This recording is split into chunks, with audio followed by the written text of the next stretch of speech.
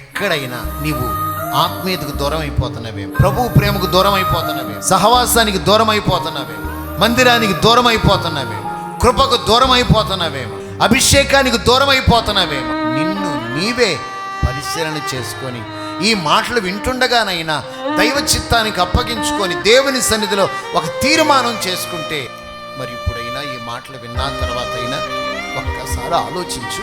ఒకప్పుడు సహవాసంలో ఎంత బాగుండే వ్యక్తివి, ఒకప్పుడు ప్రార్థనలో ఎంత ఉండే వ్యక్తివి, ఒకప్పుడు ఆరాధనలో ఎంత నిలబడే వ్యక్తివి, ఒకప్పుడు పరిచర్యలో ఎంత దన్నుగా నిలబడే వ్యక్తివి. కానీ ఇప్పుడు అనుభవాలు ఏమైపోయావు తెలుసా? విడిచిపెట్టేశావు, వేరైపోయావు. దేవుని బిడ్డలారా, పతనంలోనికి అడుగులు ముందుకు వేస్తా ఉన్నావు. కాబట్టి ఇప్పుడైనా ఈ మాటలు విన్నా తర్వాత అయినా చాలా జాగ్రత్తగా మీరు దేవుని సన్నిధిలో ఉండి ఈ మాటలను విందురుగాక.